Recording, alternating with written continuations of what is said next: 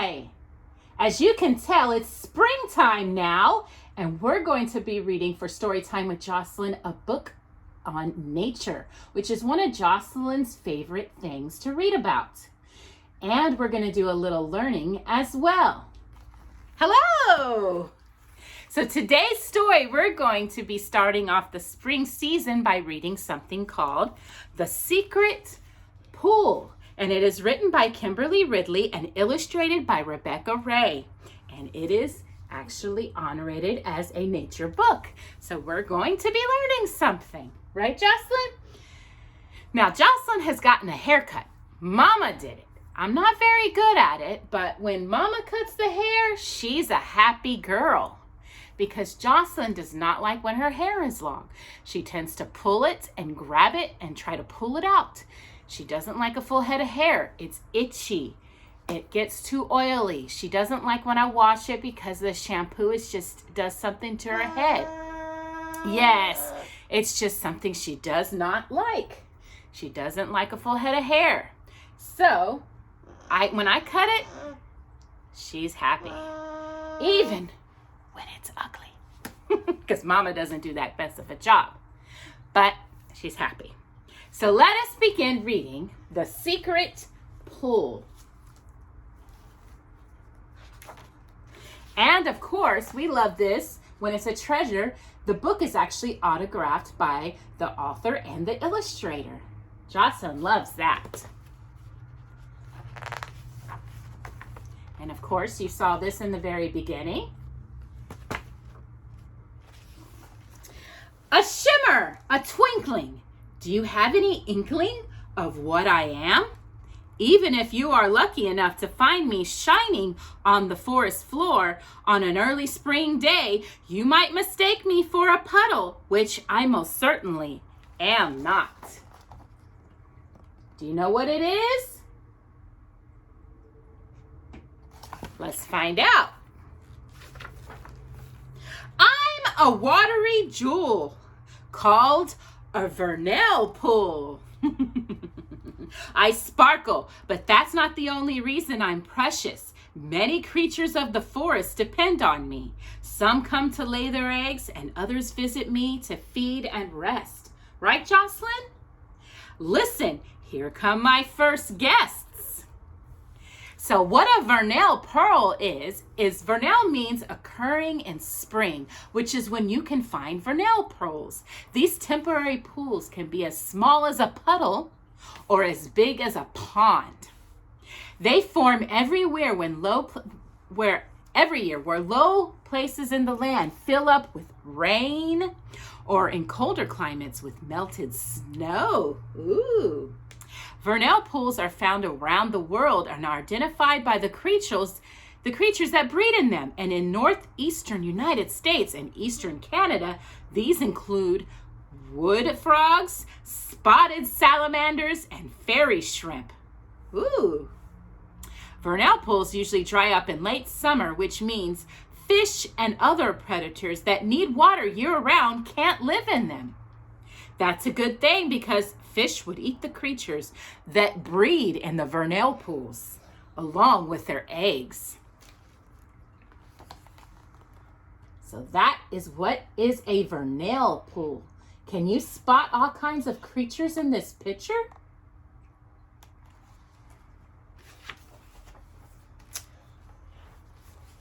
Crunk! Crunk! Crunk! My first spring visitors sound like ducks, but guess again. Come closer and all you see are old brown leaves. Wait, one of the leaves is moving. Aha! It's a wood frog.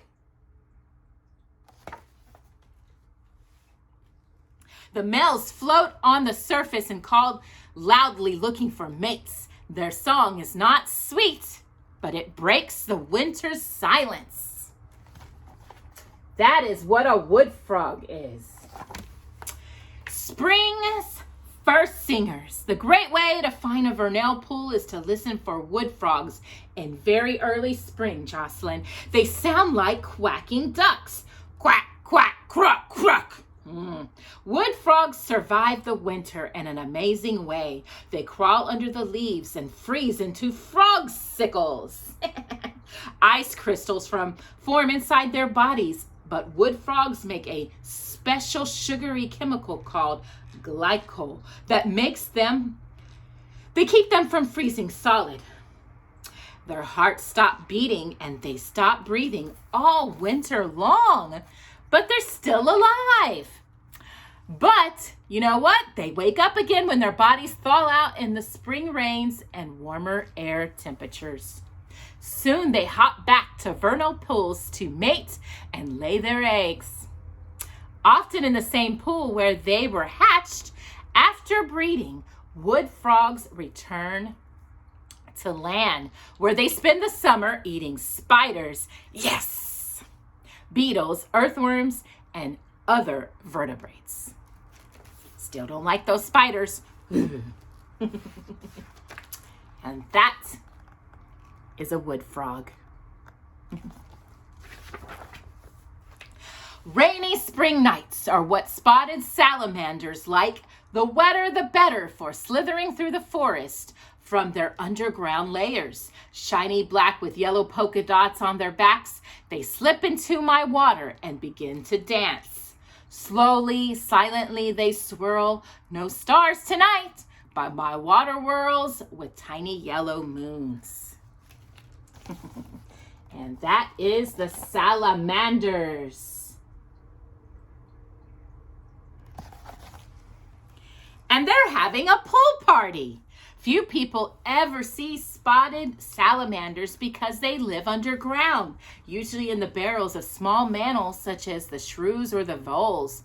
But if you visit a vernal pool on a rainy night in an early spring and bring a flashlight, you might see them. Time to go salamander hunting.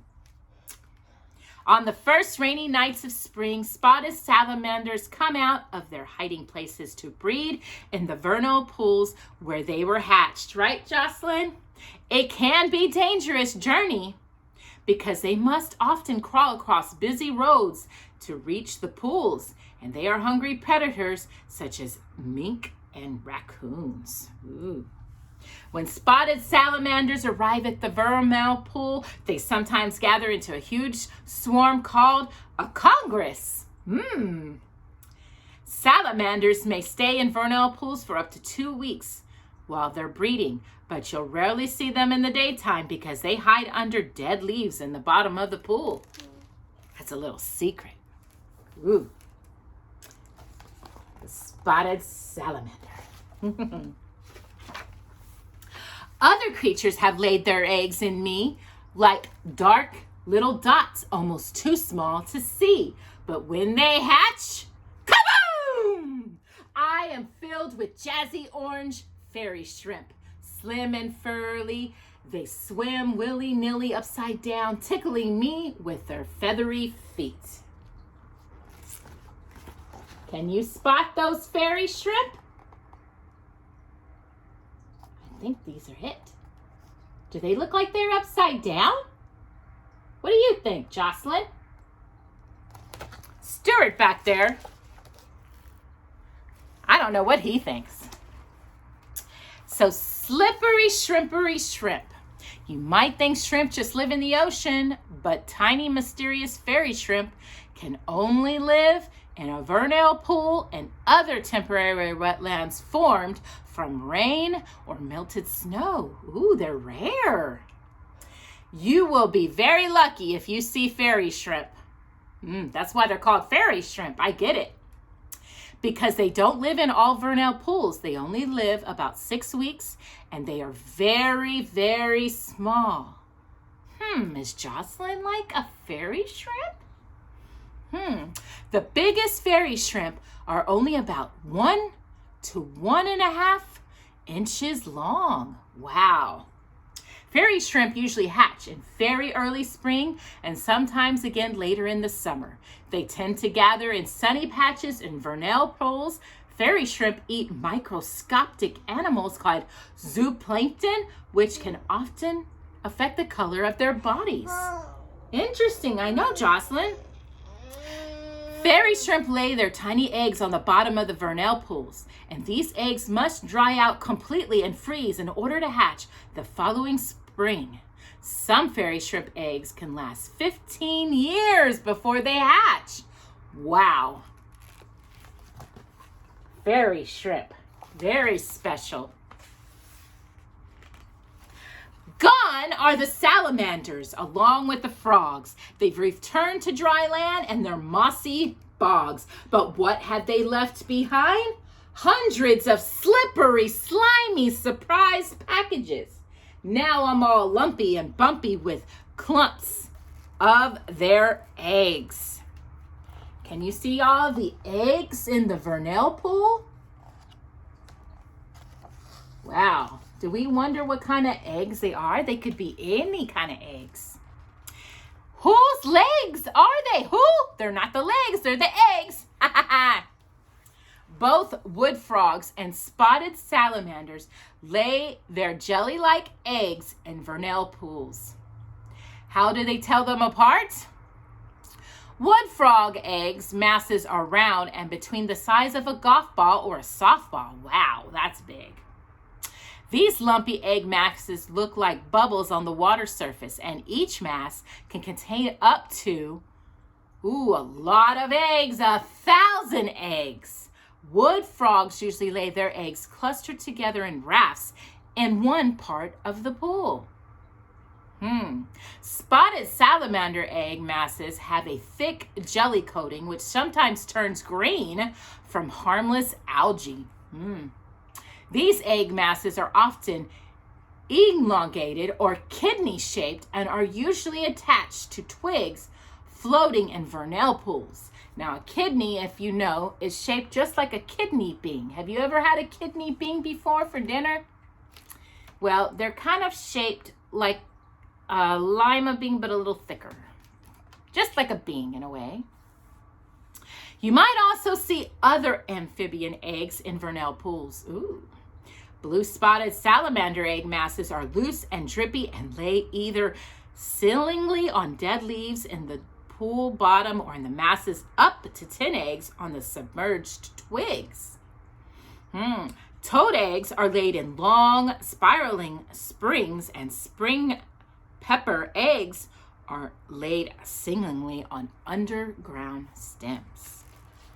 So you can see all kinds of eggs, different shapes and sizes in this picture. You got eggs here, eggs here, and they're all from different types of creatures in the vernal pool. Wow. Jiggling and wiggling. Something's big is happening. Wood frog tadpoles burst from their bubbly eggs. They squiggle free and eat algae and other tasty treats that grow on my leafy floor. So there we go. They hatch those little tadpoles from the wood frog eggs. Have you ever gone up to a body of water and seen these little bitty things just swimming around? Those are tadpoles or little tiny fish. It could be either.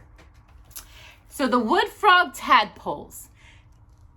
The wood frog eggs are the first amphibian eggs to hatch in the vernal pool. The tiny tadpoles are usually herbivorous, which means they eat only on plants.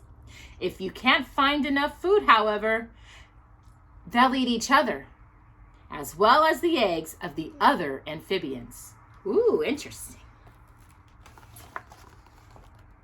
And can you spot any type of other animals and creatures in the picture? Such a fun book. Baby salamanders stalk their prey at night. Ooh, they getting big pants on. Just like their parents, they shun the light. Tiny but ferocious, they will eat any little thing that moves, including each other. Look out! So, if you're a bug, you better watch out. You better not cry. Woo! Because the salamander is coming to get you. So the salamander larva, a few weeks after the wood frog eggs hatch, spotted salamander eggs hatch into larvae with feathery gills that look like lacy collars or strange little headdresses. Although they are only about an inch long, they are fierce predators. They are carnivorous and hunt for aquatic insects and other small prey in the vernal pools. If you shine a flashlight into a vernal pool, you can sometimes see them at or near the water's surface.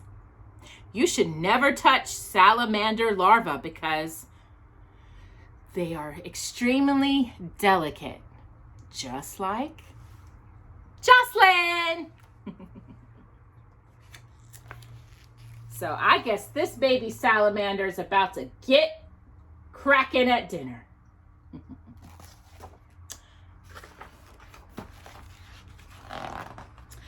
Kerplunk, kerplunk.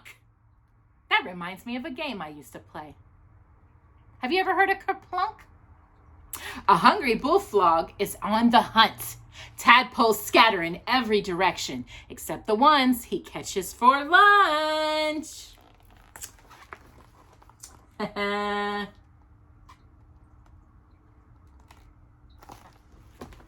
So, pool hopping. Scientists have tracked bullfrogs and turtles traveling from pool to pool to feast on tadpoles and eggs. Can you believe that frogs will eat tadpoles? Do you know what a frog used to be? Ribbon snakes and other snakes also hang out around the vernal pools for easy meal.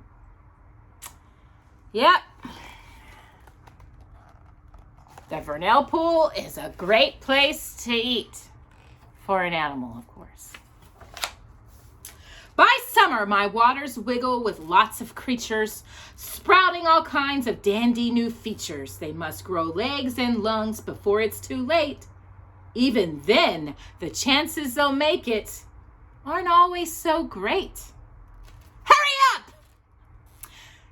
They have a race against time, because it's very easily to get eaten in the vernal pool, right, Jocelyn? No matter what kind of creature you are. I mean, if a bullfrog will eat a tadpole,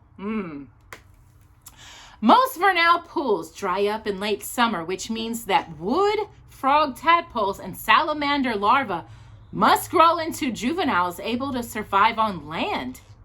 During this growth process, which is called metamorphosis, tiny froglets grow legs and absorb their swimming tails, and salamander larvae lose their feathery gills and develop lungs, which allow them to breathe air. Sometimes, Jocelyn, tadpoles and salamander larvae become trapped in shrinking vernal pools before they go through metamorphosis, and they end up providing easy meals for many forest creatures.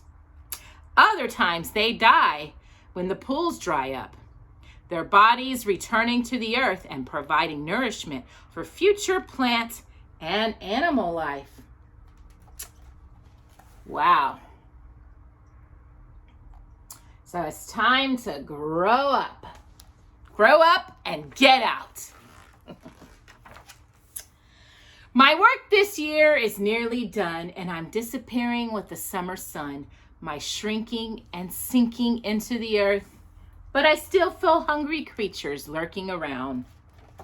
What do you think? The vernal pool is starting to lose its life. They're starting to grow up, and the seasons are changing, and it's time to move on or get eaten. So the vernal pool could be a snack bar or a rest stop for a time being, but eventually it's gone. It's not just bullfrog snakes who feast on vernal pools, though. You got the migratory ducks and the shone birds, such as the great blue herons, arrive in spring to eat frogs and salamanders and their eggs and their tadpoles. Vernal pools are among the first wetlands to melt in spring, providing the first green leaves and sprouts for moose and deer to eat. Ooh. Even in late summer, when many vernal pools have shrunk to mud moles, Creatures rely on these places for shelter, moisture, and food. Some pools will refill with fall rains and provide wintering habitat for turtles such as spotted turtles. There are still plenty of tasty insects to eat, I know, as well as wood frog tadpoles, salamander larvae that may have become trapped as the pool evaporated. Sometimes they're just too late, right, Jocelyn? A whisper of wet is all that I am. A small muddy patch on the frosty land. Trees drop their leaves and cover me up. You might think I've disappeared, but don't worry. I'm just getting ready for next year. So, this was fun to read more about seasons because of the changing of the seasons in this book as well. Just with the little vernal pool, the secret pool that you may not always get to see. So migration isn't just for the birds. Although they don't travel as far as the birds, wood frogs and spotted salamanders migrate too. In spring, adult amphibians migrate to their vernal pools to breed, and then they migrate to other habitats to feed and rest for the summer. Later on, young wood frogs and salamanders migrate from the vernal pools where they were hatched to find habitat on land for the rest of the summer, fall, and the winter. Some young wood frogs travel more than half a mile. That's a lot of hopping.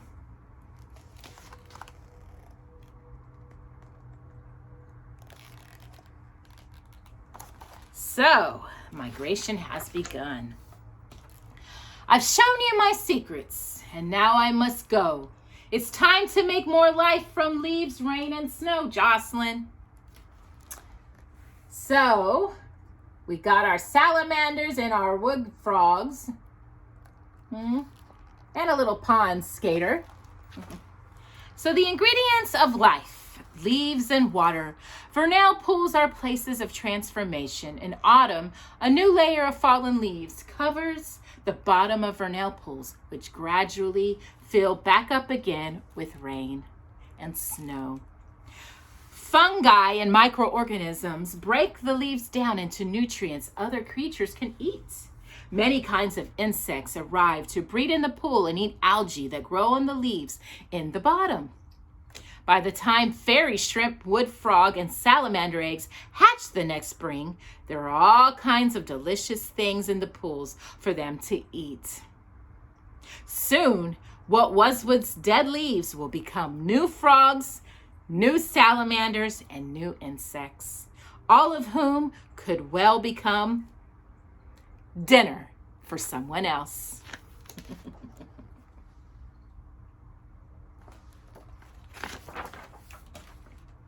So you learned about algae, which of course are tiny plants that have no true leaves, stems, or roots. Or alga, which is singular for algae.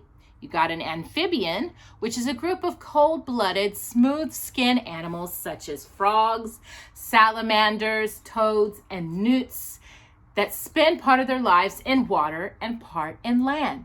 Very different from reptiles. Then you got the aquatic, living or growing in or near water. You got a carnivore, which is a meat eater, not a herbivore, which is a plant eater. You got the fungi, which are mold, mushrooms, which are so good on pizza. Yum, yum, yum, yum. And other organisms that feed on decaying matter. And then you got fungus, which is the singular version, or fungi, which is the plural version. You got a habitat, the place where an animal or plant or other organism naturally lives. And then hibernation, which is a period of inactivity during the winter, but some animals can hibernate some other time in another season. Who knows? And then you got the invertebrate, Jocelyn, an animal that doesn't have a backbone. So what does that mean about us? Because we have backbones. We're vertebrate, such as an insect or a worm. They do not have a backbone.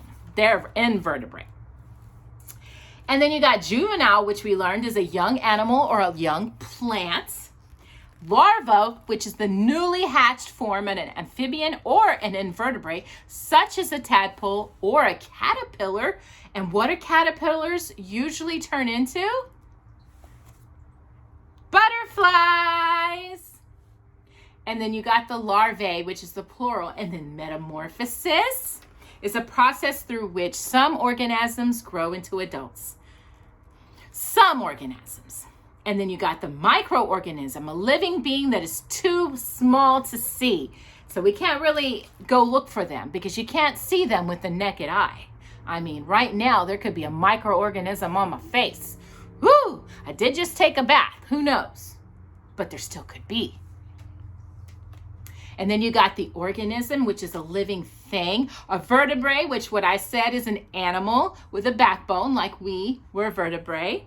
And then you got the wetlands, places that are saturated with water, such as swamps and marshes, and a vernal pool.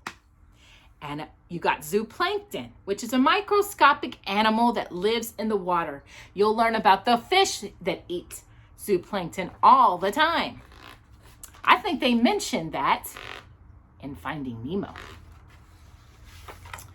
So that is the different words that we learned in the Secret Clue book.